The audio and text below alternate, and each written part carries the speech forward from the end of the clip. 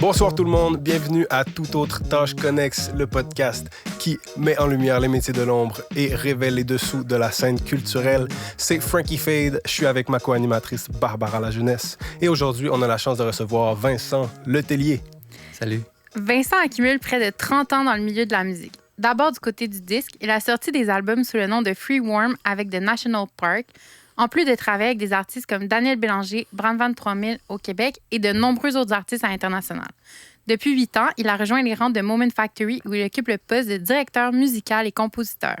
Au sein de la compagnie, il a travaillé sur des projets comme Earth of String de l'UNICEF, le Terminal 2 de l'aéroport de Singapour et quelques parcours luminants. Vincent, c'est vraiment un honneur de te recevoir cet après-midi. Comment vas-tu? Ça va super bien, merci. C'est quand même... c'est un bon début d'épisode. Juste de lire ça, c'est essoufflant. Ouais, les projets sont nombreux. Puis on dit on te reçoit, mais en même temps, là, c'est plus toi qui nous reçois dans tes studios chez Moment Factory. Merci d'ailleurs, c'est vraiment un fou spot. Ah, ça fait plaisir. C'est cool de faire un podcast dans un endroit où l'acoustique est ultra... Exact. clean. Oui, c'est vraiment l'endroit qu'on aura le meilleur contrôle sur qu'est-ce qu'on enregistre de toute l'histoire des podcasts. Ouais. Yes. Après ça, si ça sonne mal, ça sera la faute du gars qui mixe et qui est moi. Mais je ferai de mon mieux. Puis, est-ce que, là, c'est une question que j'avais pour toi qui est peut-être un peu niaiseuse, mais est-ce que tu as un studio de télétravail ou tu viens tout le temps ici pour travailler? Non, j'ai pas de studio de télétravail. J'amène mon laptop, ma carte de son, un micro, mes écouteurs, puis un petit clavier MIDI. Je mets ça dans mon sac, puis je peux aller n'importe où, n'importe quand. Puis j'ai pas de frein à ce que je peux faire dans un petit setup de brousse comme ça. Mm-hmm. Mais je mets tout mon amour, puis mon énergie, puis mes meilleurs instruments dans le studio ici. Là. Ouais, c'est clair. Ben, on voit d'ailleurs que tu as des instruments d'un peu partout, plein d'influences. On en parlera plus tard, mais je pense que tu as un amour aussi pour la musique du monde. Ça se paraît déjà dans ce qui est dans le studio aussi. Là. Totalement. Ouais, pour ceux qui nous ont juste à l'audio, je sais pas si on Mm-hmm. peut nommer un peu. Dans le fond, on est assis sur des divans surplombés d'une trentaine, et c'est pas plus, d'instruments de musique. Ouais, des instruments à cordes dont je connais pas le nom, des instruments de percussion, toutes sortes de... Des bouteilles. Même un très petit ampli Pivi, qui est, ma foi, assez mignon. Ouais. Fait quoi, ben, merci beaucoup de nous recevoir. Donc là, tu es compositeur et directeur musical chez Moment Factory, pardon. Mais tu n'as pas toujours fait ça dans la vie. J'aimerais qu'on retourne au début puis qu'on essaie de comprendre un peu ton parcours jusqu'ici. Fait que ma première question pour toi, ça serait qu'est-ce qui t'a amené à faire de la musique? Ça a été quoi ton premier contact avec la musique? Je dirais deuxième année du primaire. Moi, j'habitais à Gatineau, puis mes cousines de Montréal me faisaient des cassettes avec n'importe quoi, là. The Cure, les Sex Pistols, R.E.M., New Order. C'était comme beaucoup de trucs des années 80. Puis je me promenais avec une valise avec des cassettes. J'étais tellement intense que pour aller à l'école, j'avais mon Walkman, mais je me promenais avec une valise avec des cassettes. Puis c'était comme un peu clair avec mes amis que j'avais vraiment plus de besoin d'écouter de la musique tout le temps que la majeure partie du monde. Mm-hmm. Puis là, rendu, je pense, à deuxième année de mon secondaire, il y a des instruments qui traînaient un peu chez nous. Mon père était comme guitariste dans des bandes quand il était jeune. Okay. Fait que là, j'ai fait comme, OK, je prends les instruments, je suis capable de répliquer des trucs que j'entends. Fait qu'à partir du secondaire 2, c'était décidé, j'ai fait comme, OK, c'est ça que je vais faire dans la vie. Ah ouais, OK, déjà. Ouais, déjà. Puis mon école secondaire avait pas de programme de musique ou rien de ça. Fait qu'il fallait que j'aille à l'école à partir de secondaire 3 le soir pour étudier solfège, dictée, machin truc, pour pouvoir me mesurer à 110 autres guitaristes aux auditions du Cégep Saint-Laurent. Ouais. Du monde qui jouait comme 100 000 notes à la minute alors que j'avais de la misère à en aligner 3. Uh-huh. Mais j'ai réussi à rentrer au Cégep Saint-Laurent par miracle. Puis là, ça m'a ouvert à toute la musique électronique, les raves, des trucs que je soupçonnais pas, que je pensais que je m'en allais là comme pour jouer du jazz ou de la guitare d'une certaine manière. Puis je me suis ramassé dans le studio de composition avec des samplers puis des beatbox.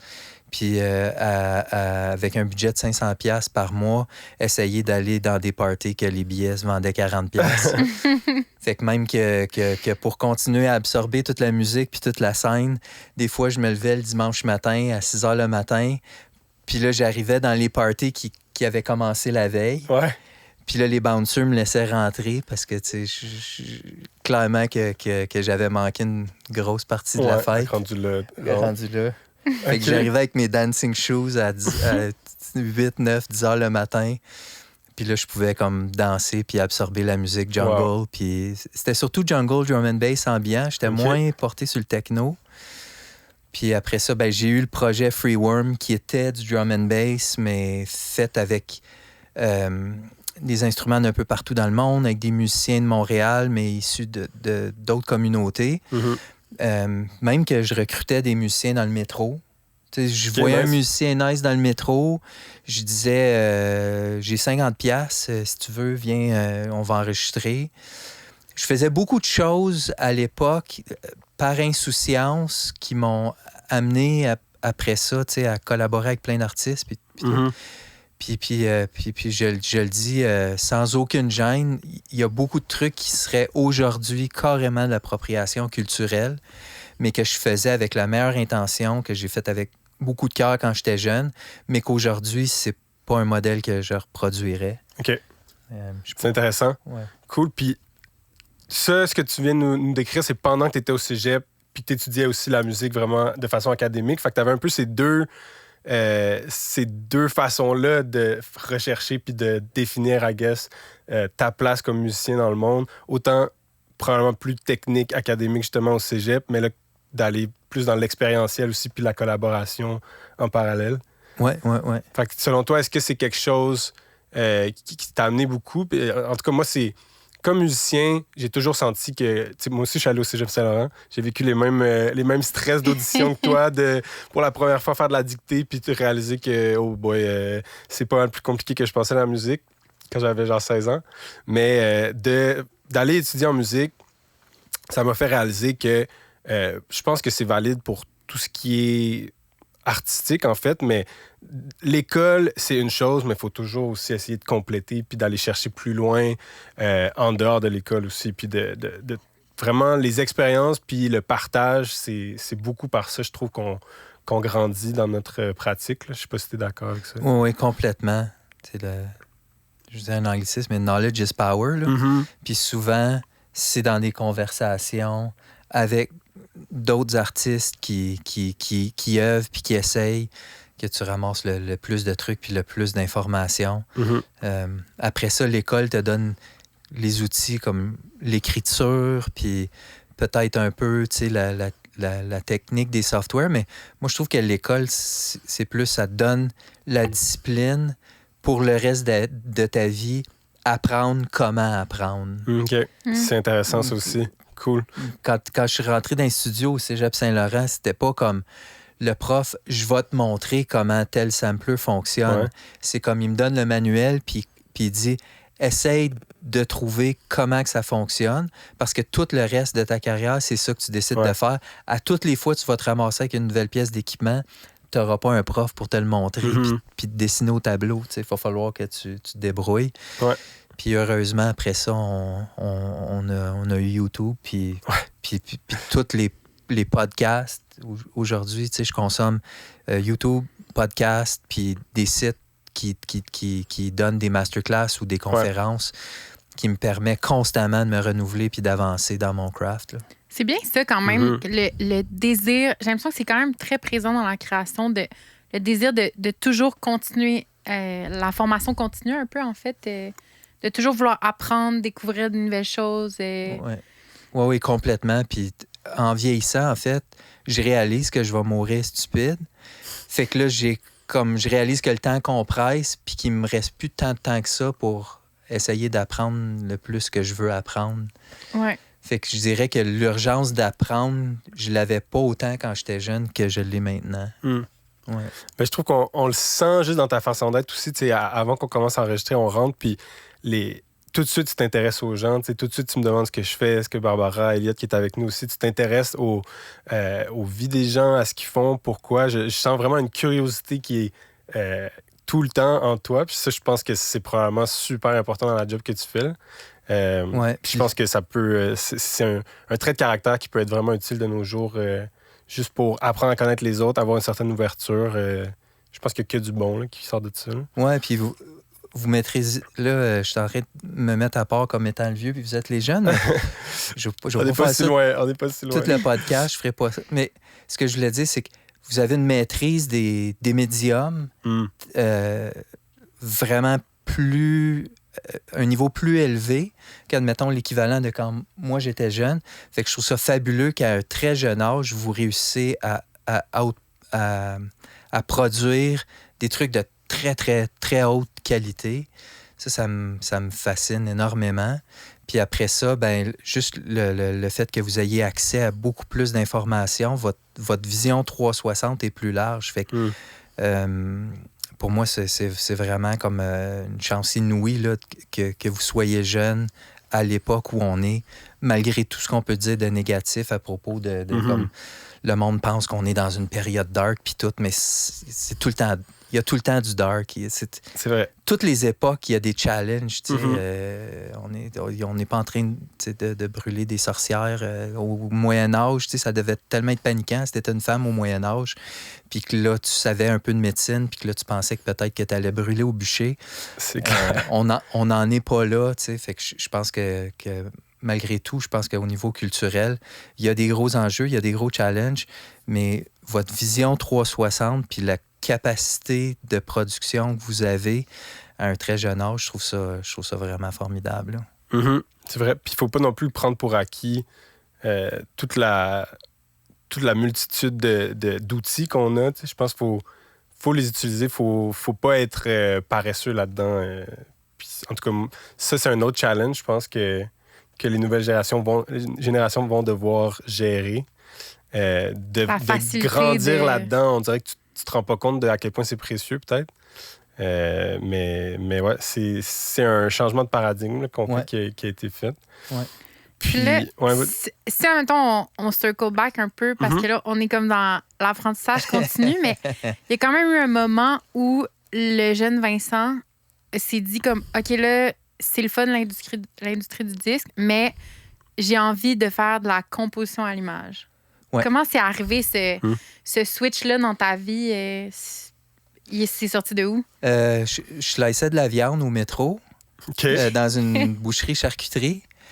Puis à un moment donné, j'ai décidé, OK, j'arrête, plus de job, je vais all-in, je vais faire de la musique. J'ai regardé dans les annonces pour des appartements, dans les annonces du monde qui postait pour trouver des colocs. Puis j'ai trouvé juste à côté ici, sur du Rocher, dans un gros loft, 4800 pieds carrés, il y avait 2 artistes peintres qui cherchaient un 3e colocataire. Fait que je me suis ramassé dans un immense loft avec 2 artistes peintres. On payait 850 par mois pour 4800 pieds carrés. Puis un élévateur, imaginez-vous. Puis là, mon coloc, il me dit « Hey, mon père, il fait de la musique. » Il dit il va peut-être venir dimanche faire un tour. Tu lui montreras qu'est-ce que tu fais. Nice. Fait que là, je fais comme « OK, c'est qui ton père? » Il dit « Robert-Marcel Lepage. » Je le connais pas. Fait que son père vient. J'avais un setup d'ordinateur, des speakers, tout le kit. Je fais écouter des beats. Puis là, il me regarde, il dit « C'est toi qui as fait ça? » Fait que là, je fais « Oui. » Fait que là, il dit « Je vais t'appeler. » Il dit « Je travaille sur un film. Tu pourrais peut-être travailler dessus avec moi. » Fait que moi, j'ai aucune idée. Là. Mon compte de banque est en train de fondre. Puis là, je me dis que ça va se passer, mais je sais pas trop par quel bout le prendre. Puis mon coloc, son père, fait la musique pour beaucoup de films de l'ONF, beaucoup de documentaires pour Radio-Can, des films de fiction... au Canada anglais. Puis là, il se met à m'engager à 15$ de l'heure pour y faire des beats, y faire des pré-prod, juste comme produire plein d'affaires. Puis si je me trompais, c'est après une semaine, il venait, puis qu'il n'aimait pas que j'avais fait, bien, j'avais une autre semaine pour recommencer, puis il me repayait chaque heure que je faisais. Wow. des très bonnes conditions. Ouais. Fait que pendant ce temps-là, je produisais mon premier album de musique électronique. OK. Puis je faisais la musique de commande en même temps. Fait que dès le début de ma carrière, je faisais de la musique fuckée à gauche, qui payait pas tant que ça, mais que j'avais quand même du succès d'estime puis qui roulait fort. Puis je pouvais tout le temps avoir mon réseau de films documentaires, de trames sonores pour me permettre de vivre puis de payer les billes. Mais plus le temps avançait, plus j'avais de la misère à dealer le succès. Je vais dire succès, c'est vraiment relatif, là, mais tu sais, je faisais des tournées, jouer les mêmes tunes soir après soir, le monde t'envoie du love. Puis j'avais de la misère à gérer ça, puis revenir à la maison, puis là, t'as plus tout cet amour-là, puis toute l'adrénaline, puis tout le kit. Le roller coaster était Le dur roller coaster d'émotions, pour moi, j'avais vraiment de la misère à le gérer. Puis le moment que j'étais le mieux, c'était en composant de la musique dans le processus de créer de la nouvelle musique, pas dans le processus de répéter constamment les mêmes tunes. Mais en même temps, de faire du film, projeter, admettons, t'es assis, t'écoutes le film, les dialogues sont forts, ta musique est en arrière. Je pouvais pas m'exprimer pleinement. Puis là, le multimédia est arrivé, où est-ce que là, c'est comme... Tout est là. T'as du visuel, une grosse équipe avec qui tu peux faire de la création. Puis la musique est loud, ça occupe beaucoup de place, on voyage.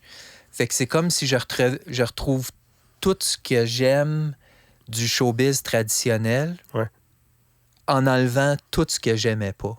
C'était l'appel divin, là. C'était vraiment... c'est un mariage parfait, disons. Puis tu sais, vous dites métier de l'ombre, mais si tu me cherches sur Internet, ça va s'arrêter genre en 2004, 2008. Je sais pas comme... Ben ouais, ton Discogs, là, t'as raison, que ce qui a été fait avec Moment Factory est pas nécessairement placé comme de la musique soit de Freeworm ou de Vincent Letellier. Ton nom est toujours là dans les crédits sur le site de Moment, puis je suis sûr qu'on te donne tout le crédit, mais t'as raison que j'ai fait une petite recherche Google là, avant le podcast, puis il y a un moment où c'est comme si c'est plus nécessairement...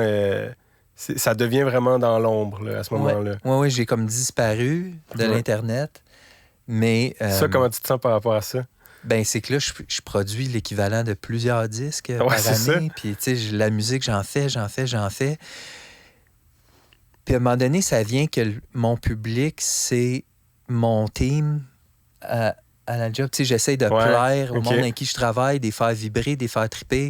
Après ça, de faire triper les clients. Puis, une fois que le projet il est fini, je rentre à la maison. J'ai pas besoin de gérer la décroissance puis le fuck émotionnel. Puis, je recommence. Même comme que je fais encore des tunes juste comme folk, guide-voix, que je fais juste pour ma blonde, puis ça existe pas. Si tu le sais c'est quoi le nom, tu peux l'écouter sur Spotify, mais c'est juste ça existe pas. Mais le but, c'est de la faire triper elle. Fait que c'est comme de garder la même relation de tu fais de l'artistique, c'est un rapport avec un public X, mais de redéfinir c'est quoi ce public-là. Puis de moi avoir choisi c'était quoi mon public versus Taylor Swift qui remplit un aréna, puis c'est clair que c'est comme une méga star, puis est-ce qu'elle gère bien la croissance puis la décroissance, tu sais. J'ai elle a une équipe infiniment, aussi, une énorme équipe qui doit l'aider avec ça. Là. Mais t'enlèves comme toute la partie égo, genre, de l'équation, tu sais, tout le rapport justement à le besoin d'appréciation, puis tout ça, puis tu le fais, j'ai l'impression que t'as comme enlevé tout ça de l'équation, puis t'es comme, je garde juste le plaisir de faire ça pour l'art. C'est ça. Puis les gens qui m'entourent, puis je trouve ça vraiment beau. En tout cas, ça doit paraître dans le day-to-day. Là. On n'a pas tes collègues avec nous, mais je suis sûre qu'ils seraient d'accord qu'ils trippent à travailler avec toi. Puis ça doit se sentir là, dans l'équipe là, que vous êtes des tripeux qui faites avancer l'art. Oui, il y a beaucoup de monde chez Moment que je pense que même s'ils ont eu des parcours vraiment différents, c'est un peu ça. C'est qu'on arrive autour d'une table, puis ce qu'on aime, c'est que tu nous soumettes un challenge comme un peu impossible, puis qu'on trouve des solutions pour que ça fonctionne techniquement, puis deuxièmement, que les gens vivent de l'émotion puis qu'ils trippent. Là. Ouais. Tu parlais des parcours des différentes personnes qui travaillent ici. Est-ce que c'est assez typique, justement, que c'est des gens qui ont commencé plus à faire du disque ou tu sais, avec une carrière plus pour produire des shows et tout, puis qu'après ça, ils font de la musique à l'image, ou est-ce qu'il y a un parcours typique là-dedans, dans ce métier? Non, je pense que du multimédia, on commence à avoir des gens qui arrivent puis qui ont étudié ça, puis qui deviennent des artisans de ce média-là. Mais c'est quand même récent. Fait qu'il y en a tout un autre tralé qu'on arrive vraiment de partout. C'est ça. Que ça peut être théâtre, ça peut être plus vidéoclip, ça peut être plus film, documentaire, ça peut être plus... mais quand même beaucoup de Cirque du Soleil, un peu. OK. Quand même Cirque du Soleil, les 7 doigts, du théâtre vivant, tu sais. Ouais. Puis selon toi, c'est parce que les programmes de musique multimédia sont plus jeunes ou c'est un changement plus de mentalité? Qu'est-ce que tu en penses? Ouais, mais médias interactifs, c'est plus nouveau que tu étudies là-dedans puis que tu œuvres là-dedans. Ça fait quand même pas tant d'années que ça qu'il y en a qui sont sur le marché, mais il y a Zach dans notre équipe, il sort de l'UQAM en médias interactifs, mais spécialisé, pas de l'UQAM, de l'UDM, mais spécialisé en audio. Fait que lui a vraiment étudié là-dedans. Il a suivi un stage avec nous autres ici dans le studio, puis là, maintenant, c'est ça qu'il fait. Il est engagé à temps plein. Fait que lui, il arrive, comme Zach, c'est vraiment un exemple de quelqu'un qui a étudié là-dedans puis que c'est ça qu'il fait dans la vie. Là. Okay. C'est comme une nouvelle génération dans le fond. C'est comme la musique à l'image. Là, j'ai vu récemment qu'il y avait des programmes maintenant qui offrent ça, que tu peux apprendre la musique à l'image, mais j'ai l'impression qu'à une certaine époque, c'était des musiciens qui tripaient sur les films et la musique puis qui faisaient de la musique à l'image. Là. Exact. Ouais. Ça prenait un peu l'opportunité, de se faire approcher pour ça, peut-être, pour commencer à en faire pour vrai. Je sais pas à quel point tu pouvais avoir ça dans ta ligne de mire dès le début comme compositeur. Là. Pas. Non, pas vraiment. Non. La plupart des compositeurs de films, même les plus grands, comme Danny Elfman ou Hans Zimmer, arrivent tous de jouer dans des bandes, faire du showbiz traditionnel, puis à un moment donné, de rencontrer un cinéaste qui voit que la personne a le potentiel de peut-être faire des trucs originaux à l'image, puis qu'à un moment donné, il pogne la piqûre, puis il décide de se lancer, puis de faire ça. Ceci dit, Philomène, je pointe par là-bas parce qu'il y a un autre studio juste à côté. Puis ma collègue Philomène Gatien a étudié à l'UQAM je pense que c'est un genre de DEP, justement. Ouais, un DSS, je pense. DESS de musique à l'image. J'ai un ami qui a fait ça aussi. C'est ça. Fait que Philomène a fait ça. Mais a travaillé aussi avec Martin Léon pour beaucoup de trames sonores de gros films québécois. OK, cool. Fait qu'elle a fait son DESS, puis elle a eu la chance d'avoir un genre de mentorat un peu comme j'ai eu dans l'industrie, puis maintenant elle est compositrice à temps plein chez Moment. J'ai l'impression que, corrige-moi si je me trompe, mais que pour composer à l'image, il faut que tu vois un peu les... Tu sais, je nous écoute parler, puis je suis comme... faut quand même que... Tu sais, as clairement l'oreille, là, parce que tu nous disais tantôt que tu prenais une guide puis tu t'essayais des affaires. Fait que ça moi, je pourrais jamais faire ça. Là, j'ai pas d'oreille. Ça prend une bonne oreille, Mais tu dois clairement avoir aussi comme certaines images. Genre, je sais pas si dans ton quotidien... Tu sais, un ton là que tu fais maintenant 100%... tu fais aussi un peu de musique, mais comme là, tu fais 100% des projets qui sont accompagnés d'une certaine ambiance, un habillage, que ça soit multimédia ou que ça soit concret. Est-ce que quand tu composes, tu le vois dans ta tête un peu cette énergie-là ou c'est comme un blank space, il n'y a rien qui se passe? Non, on a des writers, des scénographes, des directeurs multimédia, des directeurs de création. Puis souvent, c'est les conversations. Ils vont venir s'asseoir ici, comme on fait là. Ils vont me parler d'un nouveau projet. Ils vont peut-être me montrer des éléments scénographiques qu'il va avoir. Ils vont peut-être me montrer des images qu'ils recherchent. Même des fois, une feuille de papier, puis écrire un peu comment va se dérouler le temps. comme OK, les gens vont arriver dans la zone, ils vont voir telle chose, on aimerait qu'à tel moment, telle chose arrive. Puis souvent, on me donne juste des fichiers Excel avec des mots dessus. OK. Mais j'ai la conversation avec les directeurs multimédia ou les writers, puis là, à un moment donné, je commence à comprendre ce qu'ils veulent puis ce qu'ils veulent faire. Puis des fois, on va juste écouter de la musique vite faite, juste pour être sûr qu'on parle de la même chose. OK.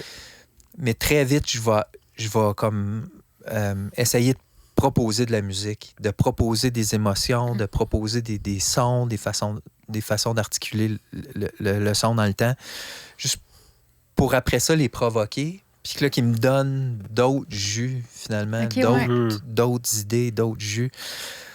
Fait qu'en multimédia, c'est pas comme... Il y a un scénario d'écrit, il y a des textes, le film arrive, puis là, la composition se fait un peu en parallèle, tout le temps en vérifiant l'image. Mais là, les images peuvent se présenter de beaucoup de façons différentes, puis des fois peuvent juste être verbales. Vous brodez comme ensemble cette histoire-là, dans le fond. C'est ça. On t'arrive pas avec le film. C'est ça, contrairement à la musique de film, right? Oui. Qui est quand même vraiment plus basée sur l'image d'abord. Exactement.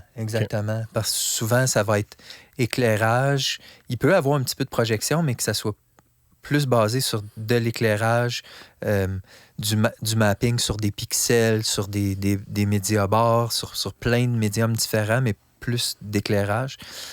À ce moment-là, on ne peut pas attendre d'avoir le film avant du carré. Non, c'est ça. Puis les gens qui programment ces médias-là programment beaucoup plus comme un vidéoclip, où est-ce que tu as la musique, puis tu punches des trucs, qu'un film que tu attends que la personne finisse la phrase avant de monter le cue. Ouais. Oups, changement de paysage, ajout d'instruments. Là, c'est vraiment comme la musique est vraiment chorégraphiée à partir d'images qui ont leur propre temps, qui ont leur propre... L'image veut rester là un peu plus longtemps, on la laisse un peu plus longtemps, on étire la note de musique. Mais là, c'est vraiment comme on donne de la musique à des gens qui programment. Puis plus le contenu musical est riche, plus ça les inspire à faire des trucs trippants visuellement avec les différents médiums qu'on a. C'est comme un cercle vicieux positif de créatifs. Ouais. Puis toi, dans le fond, comment t'es arrivé ici, dans ce studio? T'as appliqué pour Moment Factory ou... Ils sont venus te chercher? Ouais. J'ai supplié qu'ils m'engagent pour simplifier ma vie.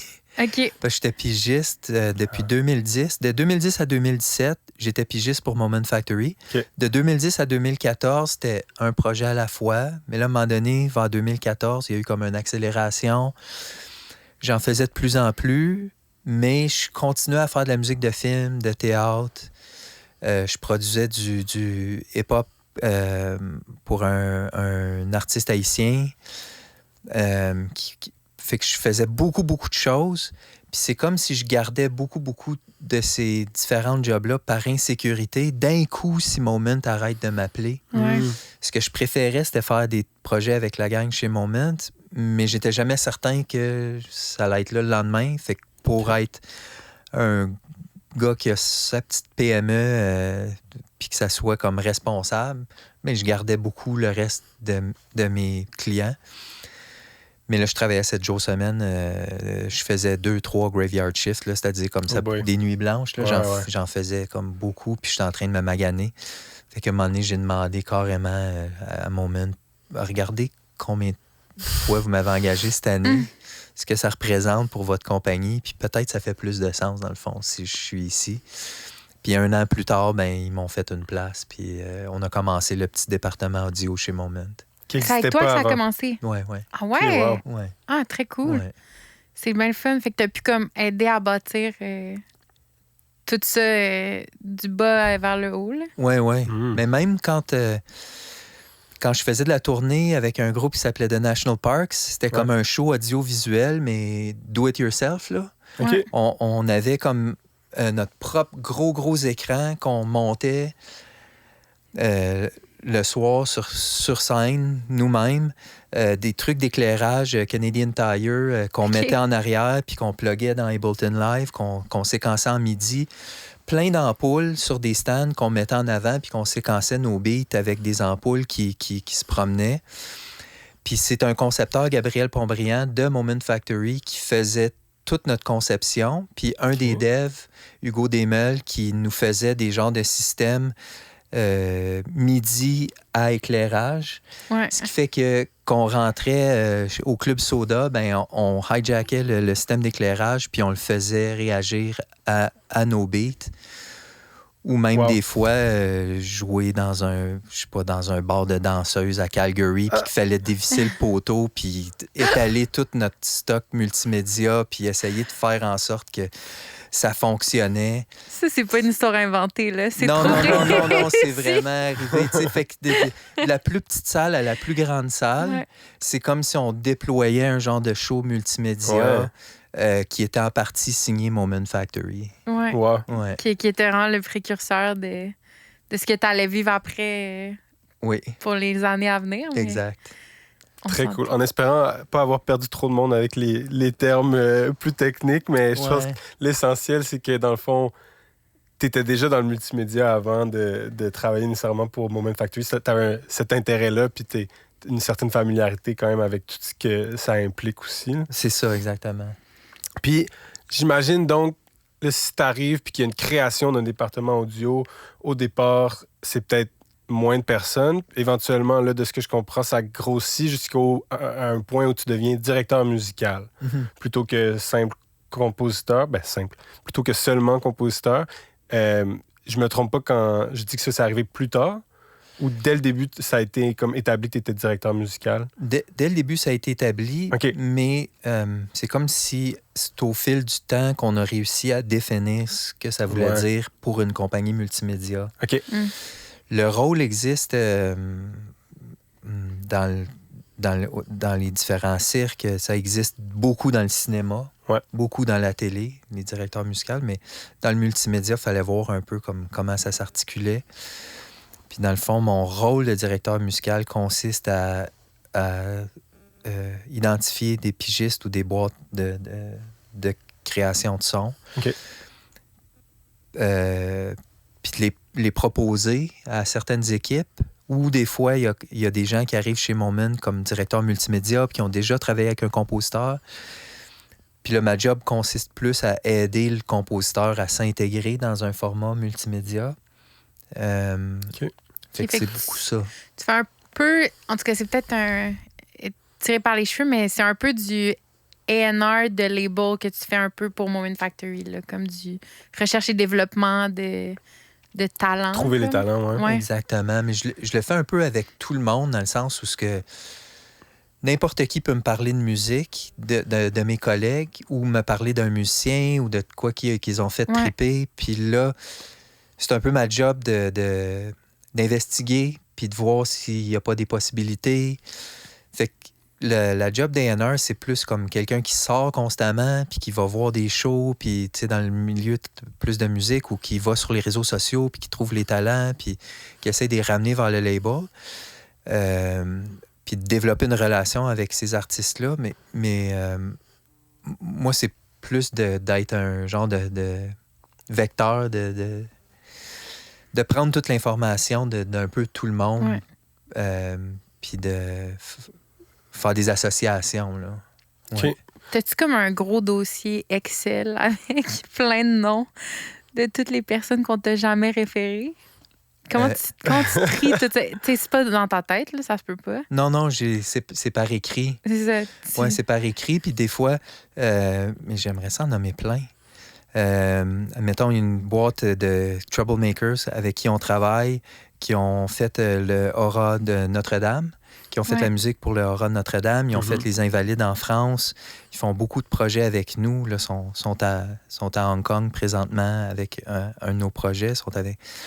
Puis sinon, ben, il y en a plein. Là. Je vais en nommer d'autres tantôt. Je vais Ben oui, c'est ça. On va parler de différents projets. J'ai promis que je n'allais pas énumérer. Fait que je vais attendre d'autres contextes, puis là, je vais faire d'autres name dropping. Ouais. Parfait. Puis l'équipe à l'interne, mettons, ça ressemble à quoi? Vous êtes combien? On est 4. OK. Il y a Philomène Gatien, qui est compositrice. Zachary Perrault-Sanson, qui est développeur audio. Je vais expliquer après. Puis il y a Joseph Brown aussi, qui est développeur audio. Puis je dirais qu'à n'importe quel moment, il y a à peu près 8, peut-être à 10 pigistes audio qui sont en train d'œuvrer comme on se parle sur des projets. Ouais. Des fois, c'est beaucoup plus, des fois, c'est un petit peu moins, ça varie. Mais en tout temps, à part nous 4, il y a toujours du monde qui travaille en audio sur des projets Moment. OK. Puis ça, est-ce que c'est seulement la division montréalaise? Ou parce que je sais qu'il y a des bureaux de Moment ailleurs dans le monde aussi, je pense. Est-ce qu'eux ont des départements d'audio aussi? Tout se fait ici? Non, tout se fait ici pour l'instant. Puis je trouve que c'est quelque chose de fabuleux on reçoit du monde de LA ou de New York. Il y a beaucoup de compositeurs qui nous envoient constamment du stock qui aimeraient travailler avec Moment sur des projets. Puis mon constat, c'est que j'arriverai jamais à épuiser la ressource de très, très haute qualité à Montréal. Juste à Montréal, j'aurais de la misère à passer à travers, tu sais, comme être capable d'assigner un projet à tout le monde qui a du talent à Montréal puis qui serait capable de mener un projet à terme haut la main. J'arriverai pas au bout de la ressource. Fait qu'il y a une partie de ça qu'on dirait que même si à un moment donné, ça va être plus pratique peut-être au Japon d'avoir comme un compositeur japonais qui travaille avec l'équipe directement sur un projet au Japon, je suis quand même fier de ce qu'on a comme ressources à Montréal. Puis j'ai pas hâte que je doive en laisser aller. Ben oui, je pense que c'est une belle philosophie d'essayer de garder ça proche de la maison le plus possible tant qu'il y a du talent puis qu'on peut le faire rayonner aussi. Là. C'est une belle mission, en tout cas. Ouais, pour la grosseur de la ville, la moyenne au bâton est juste incroyable. Oui, puis dans tellement de domaines, pas juste en musique, là, c'est... J'aime cette ville. Yes. C'est vraiment intéressant.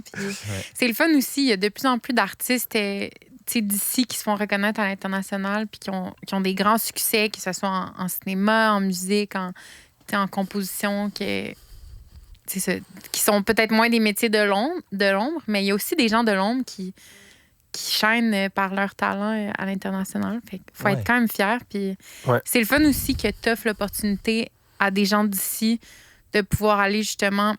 Parce que Moment Factory a pu à se faire une réputation. Là. La réputation est faite et construite. Je pense que tout le monde connaît ce nom. Si t'es moindrement en culture, du moins. Là. Fait que c'est quand même le fun que tu offres la chance à des compositeurs qui n'auraient peut-être pas cette chance-là là, de travailler pour une si grosse boîte. Tu sais, toi... Par ton effet coupelle, là, que tu parlais tantôt, que tu écoutes tout. Je suis sûre que tu as donné plein d'opportunités à plein de gens de pouvoir se prouver. Oui, puis dans les autres corps de métier aussi. Là, pas moi qui donne les opportunités, mais je pense que la compagnie donne beaucoup d'opportunités à beaucoup de monde pour faire des belles créations. Oui, c'est bien. C'est bien. Puis, tu sais, justement, tantôt, tu nous parlais de quelqu'un qui avait travaillé avec toi qui était tellement heureux puis qui fournissait plein de matériel puis tout ça. Je pense que quand tu arroses une fleur puis que tu laisses la chance de s'exprimer, ben elle va fleurir, tu sais. Oui, totalement. Non, pas dit. Je te laisse la prochaine question. Puis avec tout ça, je pense que la prochaine question, je pense que c'est une question piège, là, mais à quoi ça ressemble une journée dans la vie d'un directeur musical avec... Tu sais, je t'écoute parler, puis je suis comme, hey, c'est impossible que tu aies 2 journées pareilles, mais mettons, là, ça ressemble à quoi? Si tu me demandes c'est quoi le lundi puis c'est quoi le vendredi, c'est 2 métiers complètement différents. C'est 2 jobs différents. Le lundi, c'est beaucoup de conversations très courtes avec beaucoup de monde différent. Des fois, admettons, une journée, là, je peux avoir travaillé sur 8 projets. Quand même. Différents. Mais juste des petits bouts de conversation. Des fois, c'est une question simple, plus technique. On s'en va dans un endroit très réverbérant. On n'aura pas de place pour accrocher les haut-parleurs. Qu'est-ce qu'on fait? Puis là, je vais comme pouvoir dire, bon, ben tel projet, on a réussi à faire trouver telle solution, tel autre projet, telle solution. Mais après ça, ça peut être... tu connais-tu Max Richter qui a refait Vivaldi, tout redécoupé? Penses-tu qu'on pourrait faire ça pour un projet? Ça demande quel genre d'effort à faire? Ou quelqu'un qui me dit la semaine prochaine, on va avoir des clients qui vont venir, on peut-tu arrêter au studio? Tu pourrais-tu nous préparer quelque chose à faire écouter, spatialisé? Fait que c'est toutes des petites conversations. Puis là, en mode un peu consultant. Consultant, beaucoup. C'est comme une grosse part de ma responsabilité. Puis c'est pour ça que je suis boulimique de musique, je suis boulimique d'informations sur le son. Tu sais, que ça soit comme des oiseaux, des chants d'oiseaux, ou que ça soit des phénomènes acoustiques électromagnétiques, que c'est comme n'importe quoi. J'essaie d'avoir le plus d'informations possible pour que quand j'ai ces conversations-là, je sente vraiment que le monde reparte avec des réponses et non pas plus de questions. Ouais. Donc ça, c'est le lundi. Ça, c'est le lundi. Le vendredi, on est rendu où? Vendredi, ben, j'allume les micros, je m'assois, puis là, j'ai comme un projet sur lequel je suis compositeur, ou 2 projets sur lesquels je suis compositeur, puis là, je peux vraiment faire des maquettes, enregistrer, puis là, essayer de générer de l'émotion en faisant de la musique. Il faut sûrement que tu te laisses quand même un peu d'espace. J'ai l'impression, comme on dit vendredi, mais mettons la journée de composition, tu dois quand même chercher un certain calme ou ça te dérange pas d'être surstimulé dans cette journée-là aussi? Ben, premièrement, du lundi au vendredi, c'est comme si ça fait ça comme ça. OK, ouais. Fait qu'il y a des moments dans le début de la semaine que je compose de la musique, mais j'ai beaucoup moins de temps. C'est beaucoup plus par clair-semaine, mettons. Puis là, vers la fin de la semaine, c'est de mieux en mieux. Puis je pense que... puis là, je regarde Catherine puisqu'elle travaille chez Moment avec nous. Mais chez Moment, il y a comme une genre de frénésie constante. Puis je pense que tu deviens très bon à mettre la switch on puis off. OK. Je m'assis pas pendant une demi-heure à attendre que la muse, elle arrive, là. Ouais. Non, Comme je commence à jouer de la guitare, admettons, pour trouver une progression d'accords qui va finir par être jouée par un quatuor à cordes. Puis en jouant, là, à un moment donné, l'idée vient, puis là, j'entends une mélodie, je vais essayer de la produire peut-être juste avec un synthé en attendant. Puis c'est comme, faut juste que je me lance à faire de quoi, puis là, l'inspiration vient. Mais si je faisais comme quand j'étais jeune, puis je le file pas, je sais pas si je suis dans la bonne vibe. C'est plus à propos de ça, là. Ouais. Faut que je crée, puis là, l'inspiration, elle vient pendant que je fais la création. Ouais, je pense que c'est un mythe de penser qu'une illumination là, te tombe dessus pour trouver l'idée. Moi aussi, avec le temps, je me rends compte que c'est juste en bougeant que le mouvement se crée. Là. Exact. Puis que si t'attends après l'idée, tu vas attendre longtemps probablement. Là. Fait que je comprends vraiment ce que tu expliques là. C'est un muscle. Ouais. C'est comme un muscle si, admettons, des fois on va en intégration, puis là on livre un projet, puis pendant que je suis en intégration, je travaille pendant 12 heures de temps, comme pendant plusieurs jours. Pour vraiment que le projet soit au maximum. Puis là, des fois, ça fait que je pourrais rajouter juste un bout de musique ici ou je pourrais rajouter un effet là. Puis là, je ressors de là. Puis les semaines qui suivent, c'est comme si je crée super rapidement dans une genre d'insouciance totale. Là. Comme la petite voix là, qui dit « Ah non, c'est pas bon. T'es capable de... Elle existe. Elle est endormie, là. Elle est endormie pendant un certain temps. Elle travaille trop fort la semaine d'avant. Oui, puis là, après ça ralentit, puis il faut plus être en prévision d'un nouveau projet, plus de consultations, puis là, le syndrome de la page blanche se met à se pointer. C'est intéressant. Puis là, si je commence un nouveau projet, ben c'est comme là, c'est plus tough de comme juste se pitcher puis là de refaire repartir la machine pour justement comme être constamment dans un état de création plus pur là.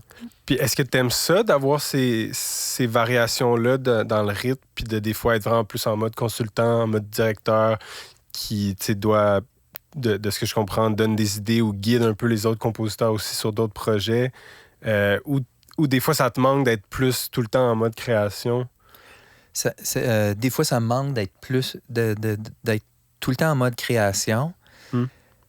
Mais j'ai vraiment l'impression que je sers beaucoup de monde à... Je retire une grande satisfaction de l'utilité que j'ai de partager mes connaissances puis d'en faire profiter le plus de monde possible. OK. Je comprends. Fait que même si c'est pas nécessairement ce que tu ferais, toi, à tous les jours, tu sens que c'est quand même la bonne décision, c'est quand même la meilleure façon de te rendre utile. Ouais, c'est comme si je compromets un peu avec moi-même, mais pour apporter plus à la collectivité. Mais j'ai quand même besoin, à la fin de l'année, de pouvoir dire, ben j'ai fait une demi-heure de musique pour ce projet-là, 10 minutes ici, cette demi-heure-là. J'ai fait plein de nouvelles découvertes. Puis vraiment, comme j'ai retiré beaucoup d'émotions, admettons. Ça m'a donné beaucoup d'émotions, comme cette 5 minutes-là, puis cette 8 minutes-là. Je l'ai vraiment batté fort. Là. C'est comme si j'avais écrit comme un album pendant l'année, un album et demi, puis là, j'avais fait 2 genres de hits que j'avais réussi. Fait que si j'avais pas ça pendant l'année, je pense que là, je serais malheureux puis je me poserais beaucoup de questions. Mais si je suis encore capable de produire moins, mais de produire mieux, puis de partager mes connaissances pendant le reste de l'année, là, je pense que j'ai comme une expérience complète, satisfaisante. Ouais. Ah, c'est cool. Ben, c'est un bel équilibre, puis tant mieux que tu es capable encore de 100% te livrer dans ton esprit créatif puis artistique. Là. Je pense que ça serait dommage que ça soit perdu au profit de juste gérer plein d'affaires tout le temps. Exact. Ouais. OK. Je me demandais aussi, on parlait un peu des créations tantôt de Moment Factory, mais qu'est-ce qui différencie les créations, justement, de Moment Factory? Si on le voit d'une vision très... Parce qu'il y en a sûrement qui vont nous écouter, qui ne sauront peut-être pas exactement ce que vous faites. L'expérience un peu immersive. Je vais tout le temps partir de l'audio, parce qu'il y a du monde vraiment meilleur que moi dans les autres corps de métier. Fait que je vais parler de l'expérience immersive Moment Factory à travers l'audio. Puis l'affaire qu'on fait, qui est pas pareil que tous les autres médiums, c'est que c'est trop tridimensionnel. Fait que c'est plus juste... Faire de la musique, c'est tout le temps dans le temps. Tu as la première seconde de musique, puis tu as la troisième minute, puis la 5e minute, puis la musique se joue dans le temps. Mais là, si tu dis que tu es dans une expérience à l'intérieur, puis tu es dans un sas de bienvenue, puis là, il y a de la musique qui joue, puis il n'y a pas tout à fait un mur, puis de l'autre côté, il y a un petit film ludique, mais qui te parle de l'expérience que tu vas vivre. Puis après ça, tu rentres dans une pièce, puis là, je sais pas moi, tout est blasté en blanc, il y a de la fumée, puis on essaye de te faire vivre un moment d'introspection, puis tu sais, fait que tu bouges de pièce en pièce, fait que tu as de la musique dans la première pièce, dans la deuxième pièce, dans la troisième pièce, mais ça peut pas être la même chose parce qu'on n'essaye pas de te faire vivre la même chose. Fait que pour moi, c'est ça, c'est de faire vivre de la musique dans un environnement tridimensionnel, puis de te faire vivre différentes émotions à travers le temps, mais aussi en te promenant à travers l'espace. Puis ça demande des stratégies complètement différentes. Surtout si tu entends le petit film dans la salle blanche, puis tu entends la bienvenue.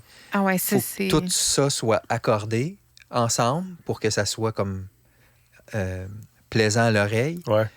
Pas que ça soit complètement chaotique, mais en même temps, il faut quand même que chaque pièce te donne une émotion différente qui est la volonté, admettons, du directeur de création ou le directeur multimédia. Là.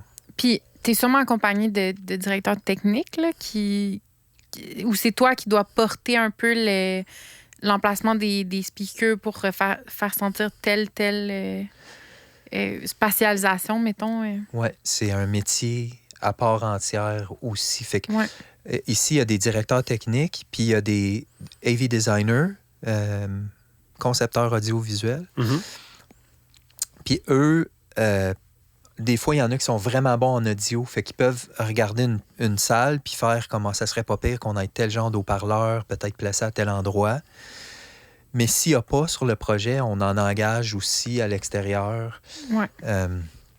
Jean-Michel Caron, Nicolas Michel, il y a 20K, Émeric, une compagnie de Québec qui nous aide beaucoup. Fait qu'il y a différentes ressources, différentes personnes qui nous aident à prendre des endroits très complexes puis à nous aider à dire quel genre de haut-parleur fonctionnerait bien, à quelle distance du public, combien de channels qu'on a, parce que des fois, c'est comme, on fait pas de la stéréo, là. Des fois, c'est du 5.1, du 6.1, des fois, c'est du 12 points, whatever, tu sais, c'est comme, on peut vraiment avoir beaucoup, beaucoup d'haut-parleurs qui ont des rôles différents. Fait que ça, on a du monde qui nous aide avec ça.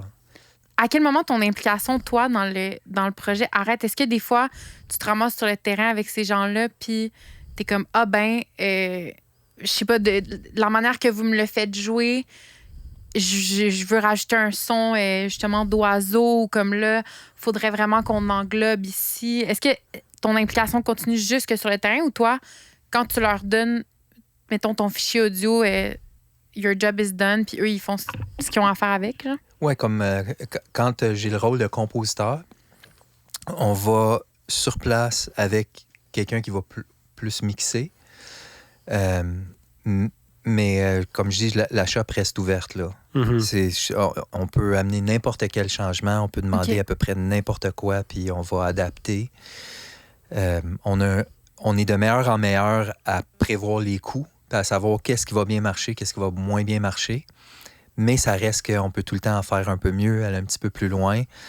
Puis c'est comme si tu essaies de peinturer, puis tu sais pas c'est quoi le canevas, puis à un moment donné, quand tu as vraiment le canevas devant toi, puis que tu appliques la peinture, là, tu le vois, c'est quoi le résultat que ça donne. Fait que même si on est de meilleur en meilleur à faire de la prévisualisation, puis d'anticiper avec les expériences passées, ça reste que quand tu arrives en salle, puis que tu es dans le lieu ou dans la forêt, puis que là, tu as vraiment le vrai canevas devant toi, il y a des trucs qui viennent super évidents, puis qui peuvent être assez rapides à changer pour maximiser le résultat puis l'expérience, là. Ouais. Puis ça, je le fais comme compositeur. Si je suis directeur musical, il y a un compositeur puis un mixeur qui va être sur le projet. Ouais. J'aurais pas besoin d'y aller. OK. Puis, comment tu gères le fait que tu peux pas amener la panoplie d'instruments? Là? T'as clairement juste ton petit clavier MIDI. Oui. Bien, souvent, on a enregistré beaucoup plus. Fait que t'as du matériel à utiliser. De l'extra. OK. Mais c'est pas impossible que j'appelle à Montréal puis que je dise... On a besoin de telle affaire. Ouais. OK. Vraiment comme on a un percussionniste sur le projet.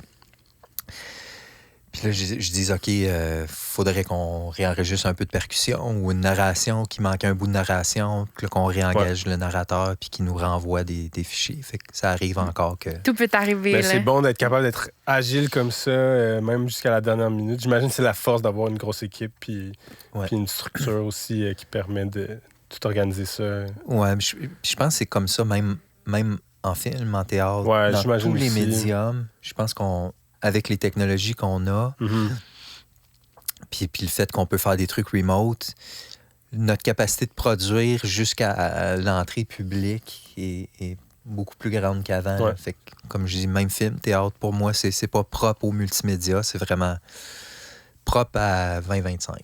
Ouais, exact. Puis, tantôt, tu nous parlais un peu de tous les projets. Tu sais, en même temps qu'en une journée, tu peux parler de 8 projets. Tu sais, au début du podcast, on a un peu effleuré les projets sur lesquels tu as travaillé. Est-ce que tu trouves ça des fois difficile de sauter d'un projet à l'autre? Je me doute qu'il y en a un que ça doit être comme un parcours expérientiel dans la forêt, puis l'autre, ça doit être justement comme l'aéroport d'un pays qui n'est pas le tien, tu sais. Ouais. Non, mais quand je fais de la consultation, c'est facile de switcher rapidement. Ouais. Quand je suis en composition, c'est plus difficile de switcher dans la même journée. Comme de faire des plus gros blocs de composition. c'est beaucoup plus facile. Je peux aller plus deep, j'obsède sur des détails, mais qui sont vraiment payants. Je suis moins en surface. Fait qu'en composition, ça prend plus des longs élans puis du temps. Mhm. Mais je compose jamais sur plus que 2 projets à la fois. En même temps, OK. Je prends jamais plus que 2 projets, fait que ça fait que je me sens moins cartelé que si je composais 3 ou 4 projets, ça serait impossible. Ouais, Ouais. ça serait vraiment difficile. Ouais. OK. Puis, dans les projets que tu as fait, je pense assez récemment, il y a les parcours Lumina, Ouais. où je sais qu'il y a eu des partenariats avec différentes cultures, différentes nations autochtones, puis je pense même au Japon. Oui. Ça, c'est quoi le processus de composition à ce moment-là, où comme il y a vraiment l'incorporation d'une culture puis d'une musique qui existe pour faire un projet avec Moment Factory? Est-ce que la collaboration, elle ressemble à quoi dans ces projets-là? Je vais commencer par écouter la musique de... Là, dans le cas, admettons, du Japon, c'était les Ainu qui sont sur l'île d'Hokkaido. OK. Ils font des chants qui c'est plus mélodique, mais c'est un peu comme les Inuits, où est-ce qu'ils Respiration, ils s'échangent. ils s'échangent. Ouais. Mais au lieu que ça soit un jeu très proche avec des sons plus de gorge, gutturaux, c'est plus chanté. OK. Mais il y a l'échange quand mais il y a même. un canon, puis c'est continuellement de l'aller-retour. OK. Ils ont une genre de guimbarde en bois qui est étonnamment puissante, puis qui joue super bien. Après ça, vous voyez un des instruments qui est là sur le mur que les gens ne voient pas, mais ça s'appelle un tongkori. C'est un instrument à 5 cordes. Qui ressemble un peu à une épée de la légende de Zelda. On mettrait une image. Ouais. Qui est magnifique, là. Ouais. Puis, il s'accompagne avec ça aussi. Fait que j'ai écouté leur disque. Mm-hmm. Il y avait 2 musiciennes de la ville de Hakan, où est-ce qu'on a fait le projet. 2 musiciennes locales qui avaient sorti 2 CD. Fait que j'ai écouté la musique.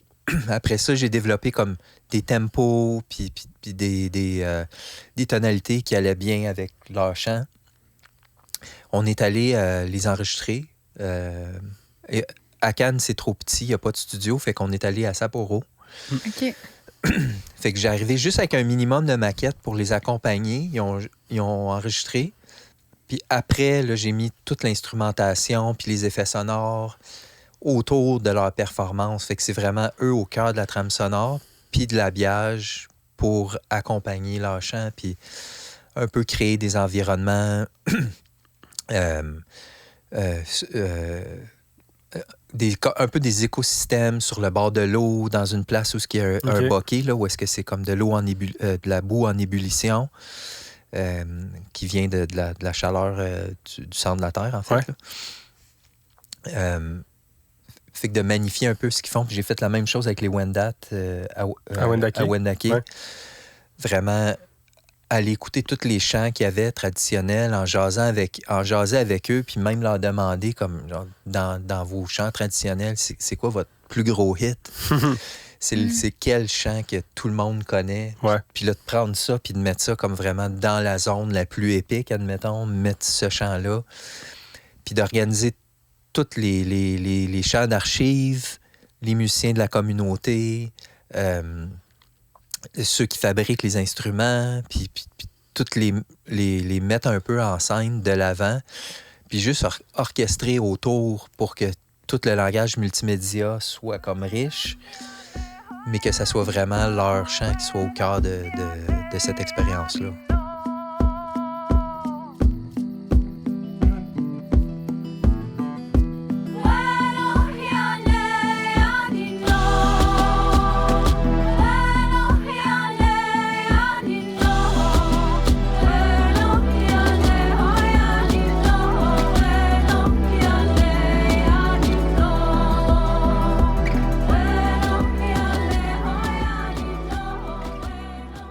Puis je trouve ça quand même... Soit c'est bien tombé, soit c'est juste que t'es la meilleure personne pour ce job-là, parce que dans la musique que tu as faite avec le projet Freeworm, puis avec d'autres mondes avant que tu sois ici, on entend tellement d'influences d'un peu partout. Comme tu disais tantôt, tu collaborais avec des artistes d'ici, mais de toutes sortes de cultures. J'ai l'impression que c'est comme dans ton ADN musical depuis toujours. Tu nous nommais des influences qui allaient de Debussy à Fela Kuti à la musique bollywoodienne, Burna Boy. Ça allait tellement dans tous les sens que là, dans le cadre aussi de ta composition avec Moment Factory, tu puisses explorer toutes ces cultures-là, ces styles de musique-là. C'est quand même... On dirait que c'est soit parfaitement aligné. Ou est-ce que toi, c'est quelque chose que tu pousses ici aussi? Est-ce que tu as un certain... t'as des décisions à ce niveau-là de décider un peu qu'est-ce qui est poussé au niveau des styles que vous allez utiliser? Non, souvent, c'est le lieu. Ouais. Ça arrive... Même à un moment donné, on a fait le pavillon de la Tunisie à l'Expo universelle à Milan. OK. Fait que j'étais allé chercher les meilleurs musiciens tunisiens à Montréal pour faire le score de ça. Puis encore une fois, même chose que les Wendat, j'ai mis leur performance au cœur, puis j'ai comme rajouté de la musique autour pour un peu enrichir le langage multimédia, mais les mettre au cœur de la composition. Fait que c'est vraiment des opportunités qui nous arrivent. Quand j'étais jeune, écoute, j'étais comme début vingtaine, là, 23, 24, 25 ans. Ouais. Puis, admettons, je me ramassais résidence au Festival d'été de Québec une semaine de temps. Puis là, il me faisait jouer avec tous les artistes qui venaient d'ailleurs, un peu de la scène plus qu'on appelait à l'époque musique du monde, que je trouve que c'est plus le bon mot à dire. Là. C'est un peu weird, c'est juste comme c'est de la musique. Ouais, c'est comme mettre 98% du monde dans une case. Là. C'est ça. Mais que j'ai travaillé avec des groupes de partout. Puis après ça, même chose. Je faisais de la tournée pan-canadienne. Puis à un moment donné, je me ramassais à l'autre bout du Canada, le même été, avec du monde avec qui j'avais collaboré au Québec. Fait que là, c'est nous, les artistes, qu'on allait voir les programmateurs du festival. Puis on disait, by the way, on a déjà comme 1 heure de show ensemble. Ah ouais? Si vous avez le goût, on peut en faire plus. Puis là, qu'on se ramassait à faire plusieurs prestations ensemble. Fait que peut-être à cause que j'avais l'ouverture d'aller chercher des musiciens de d'autres communautés puis que je les mettais dans ma musique électronique, ça a fait en sorte que les gens m'ont commencé à me mandater ça dans des festivals. Ouais. Puis qu'après ça, j'ai développé comme un goût puis une facilité d'adaptation, puis je dirais ce qui aurait été de l'appropriation culturelle jadis quand j'étais jeune, inconsciente, est devenu vraiment comme un gros skills que j'ai. C'est ça. Que moi, je suis dans l'ombre, puis là, on travaille avec des musiciens de d'autres communautés, mais c'est vraiment à propos d'eux. C'est pas à propos de Moment Factory, puis c'est ni à propos de moi. Surtout pas à propos de moi. Ouais. On est rendu au segment Tâches Connexes. Yes. Alors, le podcast s'appelle Tout aux Tâches Connexes, qui représente un peu, je sais pas si c'est une expression avec laquelle tu es familier, mais ce qui veut dire un peu toutes les tâches possibles et potentielles qu'on peut t'offrir dans ton métier. Des fois, ça va passer. En tout cas, là, on commence à en accumuler une bonne couple là, de travailleurs culturels et travailleuses culturelles qui nous en jasent, mais d'aller réparer quelque chose dans un backstage, de courir, faire une course urgente, bref, être le psychologue sur le plateau de tournage, tout peut arriver en culture. Alors, on se demandait, toi, quelle est la tâche connexe la plus absurde qu'on t'ait donnée dans ta carrière? Je sais pas si c'est absurde, mais c'est quand même un fun fact. Mm-hmm.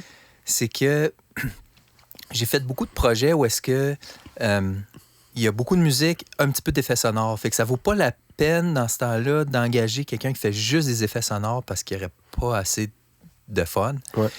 Fait que je m'en occupe moi-même. Puis avec les années, c'est comme, OK, on fait un projet avec le Zoo de Granby.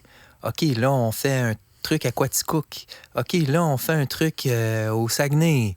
OK, là, on a un projet à Tremblant.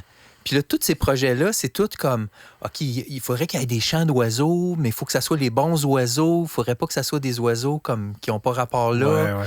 En même temps, c'est comme, ouais, mais là, ils chantent pas à cette heure-là. Fait que là, il faudrait que ça soit comme qu'ils chantent au bon moment. Puis... Fait que là, avec le temps, c'est comme je suis devenu comme popé là-dedans. OK. Au point où est-ce qu'aujourd'hui, si tu me calisses dans la Nodière ou dans les Laurentides, puis que je rentre dans la forêt, je ferme les yeux, puis je fais comme, OK, là, il y a une stèle. Ah ouais. Là, il y a des mésanges. Roselin pourpré. OK, il y a des gros becs qui viennent de passer au-dessus, mais ils sont vraiment, vraiment loin. Tu les entendras pas bien. Puis là, il y a des canards colverts dans le marais plus loin. Puis là, je peux faire ça comme avec beaucoup d'oiseaux, des bruants, des chardonnays, comme beaucoup d'oiseaux. Fait que c'est comme si, sans le vouloir, à un moment donné, je suis devenu comme un skill de reconnaître des chants d'oiseaux, mais pas n'importe où. Au Québec, dans la forêt, plus comme Laurentienne. Mais tu sais, si je vais, admettons, j'ai fait un projet au Tennessee, puis je suis allé dans les Smokies. Puis finalement, il y avait 2-3 affaires que je ne reconnaissais pas, mais le reste, c'est pas mal ce qu'on a. Ouais, c'est fou comment qu'en Amérique, les oiseaux ont des territoires vastes, là. Fait que même mes skills peuvent servir à plusieurs endroits en Amérique. Mais admettons, si tu veux que j'aille comme 100% dans mon test, faut que ça soit probablement la Nodière, la Laurentide, là. Ça doit aider quand tu fais du small talk avec des gens, puis... Tu leur coupes la parole pour faire « Oh shit! » Avez-vous entendu? Ouais. La prochaine étape, c'est que tu deviennes imitateur, puis là, tu puisses les caler, puis spawner les oiseaux que tu as besoin quand tu veux. Oui. Si t'es à Tremblant puis que tu as besoin de ton pic-bois, ton grand pic, là, tu peux le caler, puis il s'en vient. Ouais, ça serait bon. J'ai avec une mangeoire, puis un gros mic. Ouais. Chante. C'est pas toi qui les as enregistrés, là? T'es-tu allé chercher des sons de... Des fois, j'enregistre des ambiances générales. Comme n'importe où que je vais, tu sais, à un moment donné, je vais comme enregistrer des sons moi-même. Mais pour capter des sons, ça prend comme des micros vraiment de grosse qualité, avec, avoir un préamble qui est casse, que t'as beaucoup de gain, puis avec des coupoles. Oui, c'est ça. Puis ça se voyage mal, surtout que j'ai déjà besoin comme d'un setup d'équipement minimal que je traîne dans des valises, puis que ça a l'air de quoi si tu le scannes, là, aux douanes. Fait que j'essaye de pas trop attirer l'attention avec trop d'équipement. Fait que est-ce que c'est une réponse longue, mais tous les trucs vraiment précis d'oiseaux individuels, je le fais pas parce que ça prend de l'équipement que j'utilise pas puis j'ai pas développé d'expertise. Mais faire des sons généraux, ça, j'en rajoute beaucoup dans les compositions qu'on fait puis dans les soundscapes qu'on fait. Mais ça veut aussi dire que tu as ton professionnel capteur de chants d'oiseaux. Oui. Ouais. Toujours on call. Ouais. C'est sûrement pas ça sur le titre, là, mais... Même des fois, pour des projets, admettons, que je vais faire affaire, admettons, pour avoir des sons sous-marins.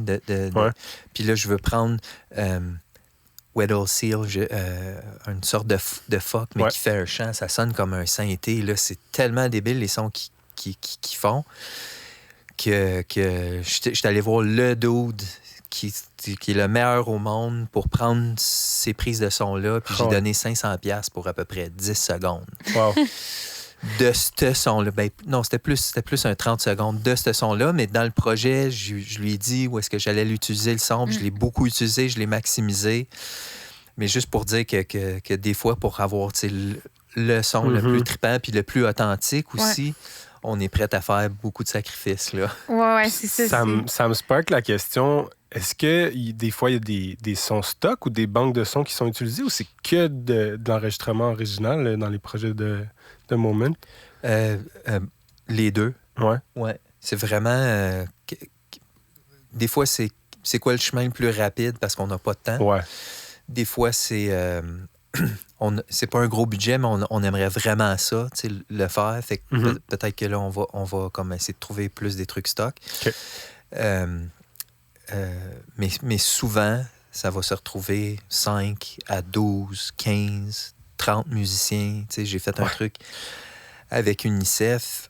On voulait des voix d'enfants, puis des voix d'enfants, on en a eu. Là. On a enregistré à Chicago, une école. Fait qu'on avait déjà, je sais pas, une quarantaine d'enfants. Puis après, on est venu enregistrer un chœur à Laval, une autre quarantaine d'enfants. Puis après ça, juste ici, avoir des voix solo, des enfants de collègues, des jeunes qui vont dans une école secondaire juive qui a comme une concentration de théâtre, de musical avec un super haut niveau. Les engager aussi. Fait que quand j'ai regardé finalement combien il y avait de voix d'enfants à la fin du projet, j'étais au-dessus entre 80 et 100. Là. Wow. Ouais. C'est que des dépendant grosses banques de contenu. Là. Ouais, c'est ça. Fait que ça varie du projet selon le temps, le budget, comme tu dis. Temps, budget, puis grosseur de rêve. Ouais, c'est ça. Cool. Puis là, on en a jasé de quand même une couple de projets, mais on n'a probablement même pas effleuré une fraction là, de ce que tu as pu faire. Est-ce qu'il y a un autre projet qui t'a particulièrement inspiré ou comme quelque chose qui est vraiment coup de cœur que tu voudrais nous partager que tu as fait? Oui, je suis natif de la ville d'Ottawa. OK. Mais mes parents sont... Ma mère habite à Ottawa, mais mes parents... Puis j'ai vécu beaucoup du côté de Gatineau, Hull, Elmer, du côté de l'Outaouais. Mais quand même, tu sais, j'ai des gros ports d'attache là-bas. Ouais. Puis on a fait un projet où est-ce qu'ils ont fait un train qui va sur rail souterrain, comme un métro, mais aussi au-dessus. OK. Puis il est actif aujourd'hui, là, ce système-là. Mais là, ils construisaient. Fait qu'ils ont décidé de faire un parcours, d'engager Moment pour faire un parcours interactif dans le chantier de construction, dans le système de tunnel qui allait jusqu'à la station de métro, puis remonter. Puis tu scannais au début ton visage en pixels, puis là, ça partait dans des systèmes, puis qui allait être projeté dans la rail de métro vide, où est-ce qu'on a mis des écrans, puis là, tu avais ta face toute pixelisée qui apparaissait dans le show final. Puis en descendant, tu avais plein de stunts multimédia, mais tu sais, vraiment avec des échafaudages, puis des tarps, puis tu sais, c'était... qu'on a fait la musique pour ce truc-là. Puis c'était beaucoup à propos de voyager, le transit, beaucoup d'histoires, puis de musique, de juste de souvenirs de jeunesse, de voyages que tu as fait. Puis fait que c'était tout du rêve mélangé au chantier. Puis quand on travaillait sur le projet, j'avais des soirées où est-ce que j'avais le tunnel complet avec personne dedans. Aucun son, pas de bruit. Wow. Une rame de métro, mettons, mais pas de bruit. Puis le nouveau drummer de Patrick Watson s'appelle Olivier Fairfield, puis c'est un gars qui a œuvré dans la culture à Ottawa beaucoup. Il joue du drum. Fait que j'ai appelé Olivier, puis j'ai fait « Hey, tu croiras pas, je suis comme dans une rail de métro vide, pas de bruit. T'es-tu game demain soir, amener comme tous tes drums, des percussions, puis on va enregistrer. Wow. Puis là, on a passé une nuit à recorder, à refaire toute la programmation de drums que j'avais faite synthétique. Incroyable. Pour le projet, à tout doubler ça, puis à côté, puis à faire d'autres patterns pour le métro.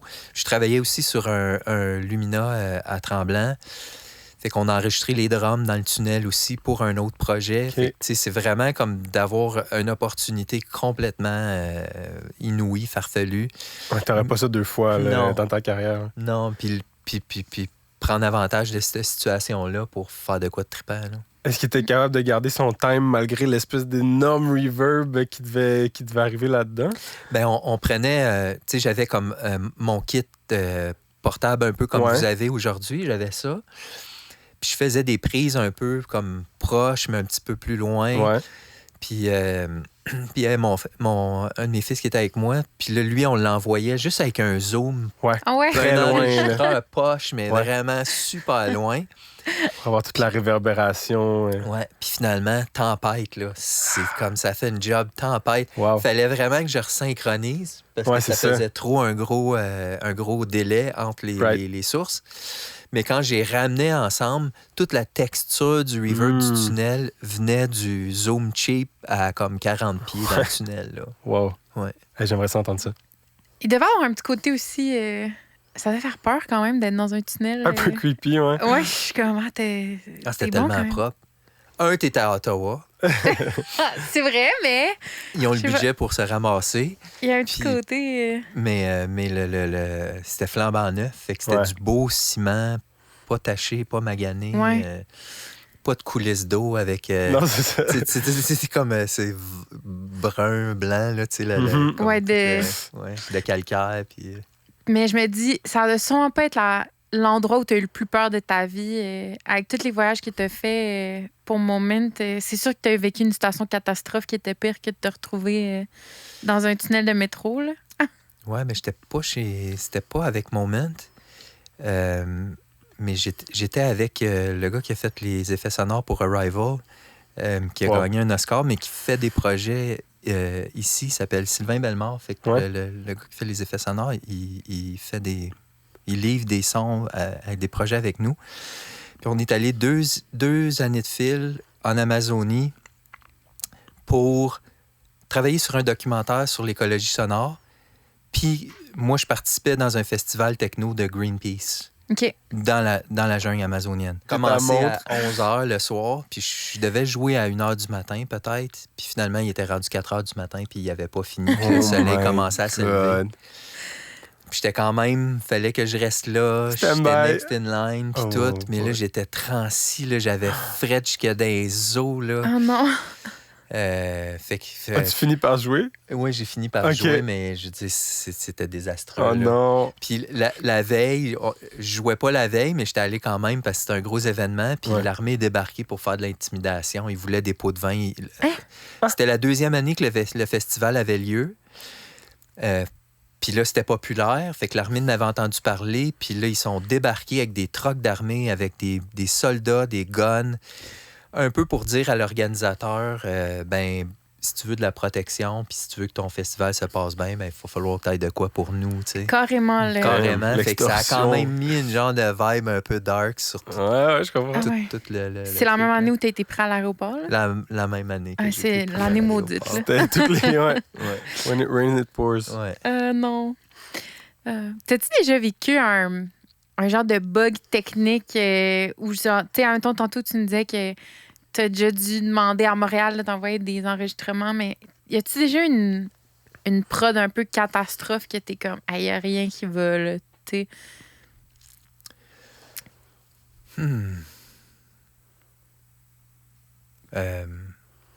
Dans les prod moments?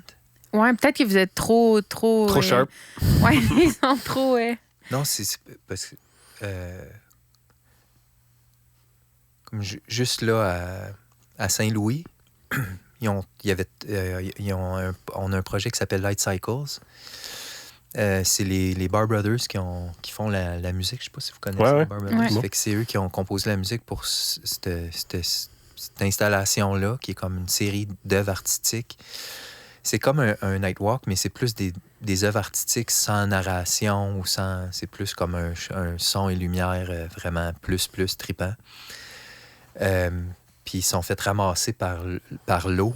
Oh non! Ouais, il avait fini l'installation, le show allait ouvrir bientôt, les gens commençaient à programmer. Puis l'eau a tout ramassé, puis même qu'il y a des subwoofers, là, des speakers Ouais. énormes qui font les basses fréquences, Ouais. tu sais, se ramassaient une centaine de pieds plus loin dans, Oh un, my dans God. un cours d'eau. C'était violent, là. Inondation, là. Inondation. Oh my Fait God. que là, dernièrement, tu sais, ils ont été obligés d'attendre que tout sèche, tout faire sécher l'équipement, puis de voir qu'est-ce qui était brisé, qu'est-ce qui Ouais. n'était pas brisé, puis après ça, de tout réinstaller. Puis... Ah ouais, même quand tu te prévois pour le pire, c'est dur de prévoir. Tu sais, comme... L'eau et l'électricité, ça fait jamais très bon ménage. Oh boy. C'est- Mais moi, les trucs qui m'affectent le plus, Mhm. puis c'est arrivé une couple de fois, mais un exemple, admettons, c'est à Jeanne-Mance, sur la rue Jeanne-Mance à Montréal, dans le temps, il y a comme des fontaines au sol. Puis des fois, il y a Ouais, des ouais. petits jeux de fontaine. Là où ils font le genre de truc luminothérapie d'hiver, au même endroit. Là. Puis Moment, on avait fait un gros show, là. On avait mis du temps, puis de l'amour, puis c'était un show de fontaine avec un gros système de son, puis il y avait même à un moment donné de la bruine qui sortait, puis on projetait des images dans la nice. bruine. Ouais. C'était vraiment cool. Puis peut-être 3 jours après qu'on a commencé à rouler le show, puis que le monde venait, puis il y avait vraiment un engouement, bien, tout le monde qui habitait dans les condos de l'autre Ils se bord sont sont plaints. mis à faire des plaintes de son, des plaintes de son, Ah. des plaintes de son. Fait que là, il a fallu baisser le volume. Puis là, moi, j'invite ma famille, j'arrive là avec ma famille, puis là, le son, il est pas fort, là. Puis là, ça soque, là. Puis là, j'ai mal, non. mes pieds sont pesants, puis je suis triste, puis... Ah, c'est clair. Là, Tellement de travail qui finalement est pas... c'est pas à la justesse de ce Non, que ça vaut. Puis, Parce que veux pas, quand t'as pas de volume, tu sais, tu dois le savoir quand tu fais des shows, Ouais, que oui. le son, il est pas bon, c'est comme l'émotion, elle arrive pas. tu non, sais. exact. Hey, ça a une T'arrives grosse pas à place. transmettre, là. Fait que là, c'est comme j'écoute le show puis je ressens rien parce que le volume, il est gros de même. Fait que moi, je dirais que mes genres de catastrophes dans mon petit univers Ouais, relatif c'est plus ça. c'est plus ça. Ouais. OK. Puis, à l'inverse, y a-tu comme un show, une anecdote, un moment qui t'a rendu vraiment fier, tu sais, de ta job, de ton métier? Mm.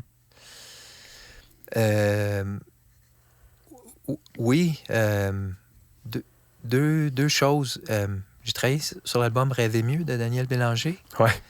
Puis c'est comme si là, quand ça a sorti, puis que là, il y a eu de la promotion autour de ça, puis que tout le monde aimait l'album, puis tout, puis que là, mes parents, ma famille, c'est comme si là, je venais d'arriver. Ah, c'est ça que tu fais. OK. Comme une validation, là. Validation. C'était comme, je travaillais à côté, puis j'avais fait plein de Ouais. shows, puis tout. Mais c'est comme si l'album de Daniel a fait en sorte que là, j'ai eu ma badge de scout, là. Ouais. Ouais. OK, ce dude-là, il fait de la musique dans la vie, il va être correct, là. Ouais, ouais. Envers ma famille, puis mes proches. Après ça, le deuxième truc, c'est... j'ai... Mon grand-père était militaire, OK. puis il bougeait beaucoup. Puis à un moment donné, ma famille habitait à Kingston. Puis on a fait un genre de parcours, mais dans un fort l'hiver. Puis mon père avait a habité dans ce fort-là, puis il était Ouais. même comme canonnier, tu sais, comme ils font une cérémonie où est-ce qu'ils avancent un canon, ils tirent un coup Ouais. de canon, ils rentrent le canon. C'était comme une genre de cérémonie un peu touristique, militaire, pour les familles qui venaient visiter le fort, pendant que mon grand-père était posté à la base militaire de Kingston, en Ontario. Puis là, on a fait un show là-dedans. Puis là, mes parents sont venus, puis mon père de se retrouver dans des souvenirs de jeunesse, Ah mais ouais. aussi dans un œuvre que j'avais faite. Puis la trame sonore, comme j'étais vraiment content. Là. On l'avait batté fort cette fois-là. Puis fait que ça, je dirais que c'était un moment aussi que j'étais comme très fier. Puis après ça, toutes mes collaborations Première Nation, je dirais que c'est comme un des trucs les plus enrichissants. Puis que je trouve qui me donne le plus de sens à ma vie d'artiste, ça a été ces expériences-là. Puis là, j'en parle au passé, mais il y en a d'autres Il y à en a, venir. ouais. Tu sais, c'est comme Cool. ce bout-là, il n'est pas fini. Là. Nice. Ouais. C'est le fun qu'un projet qui tient tant à cœur puisse perdurer. Je te Ouais. souhaite qu'il y en ait des dizaines et des dizaines et des dizaines d'autres. Ouais, moi aussi. Puis c'est pertinent, là, à l'époque à laquelle on vit.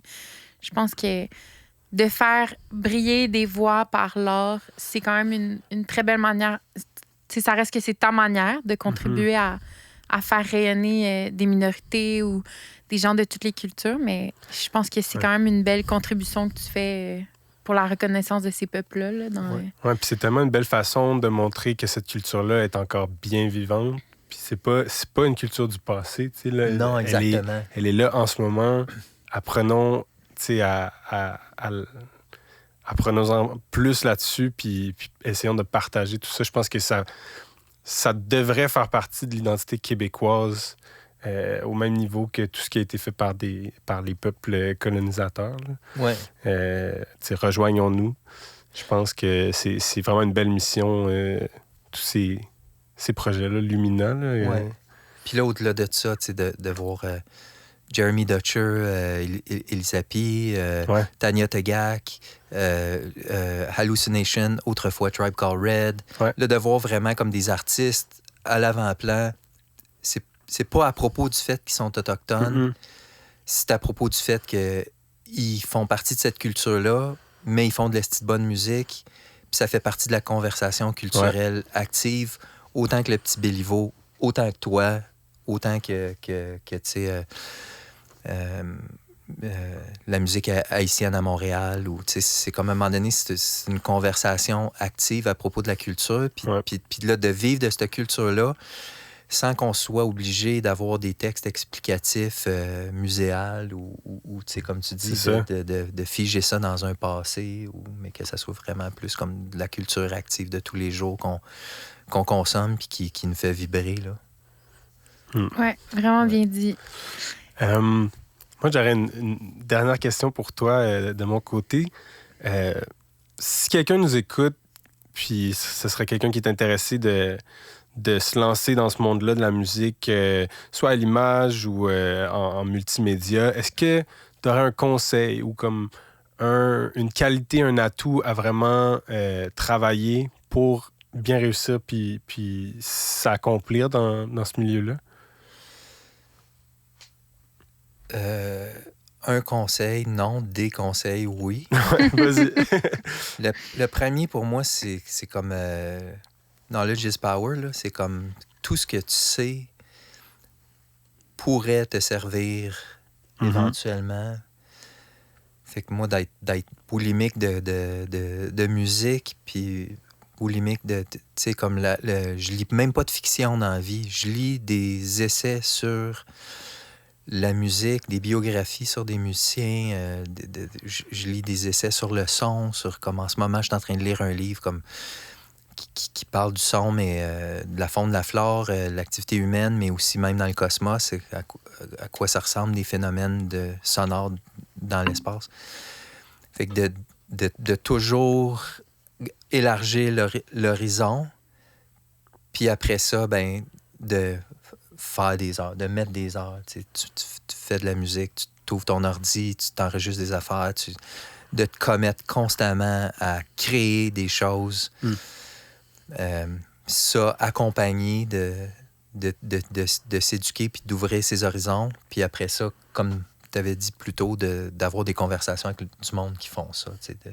Le plus rapidement possible, te brancher sur du monde qui en font un métier pour comme absorber du knowledge vivant puis très immédiat, puis quelqu'un qui peut te donner des trucs. Je pense que ça aussi, là, c'est vraiment priceless, là. C'est une excellente réponse. C'est des conseils précieux, ça aussi, je pense. Ouais. Nice. Ben, merci. Merci vraiment d'avoir pris le temps de nous parler aujourd'hui. C'était vraiment une belle conversation. Ça valide encore plus ces discussions-là avec les travailleurs culturels d'ici, là. Et je me demandais, en fait, merci d'avoir démystifié le métier de directeur musical et compositeur avec nous. Dans les prochains mois, parce que là, bon, le podcast ne sortira pas immédiatement, où est-ce qu'on peut voir tes prochaines œuvres? Est-ce qu'il y a des choses qui vont sortir prochainement qu'il faudrait que les gens aillent voir? Moi, je dirais en ce moment, mon projet coup de cœur, c'est vraiment à Wendake. Ouais. Mais ça, il roule encore. Là. Oui, il roule encore. Ouais. Fait que là, si jamais vous étiez curieux d'entendre ce que je fais de mieux avec des bons musiciens et chanteurs-chanteuses, ça serait d'aller voir le show à Wendake. Puis c'est proche en plus, tu sais. En tout cas, d'un peu partout au Québec. Ça s'appelle... Je sais pas qui nous écoute. On voit Lumina.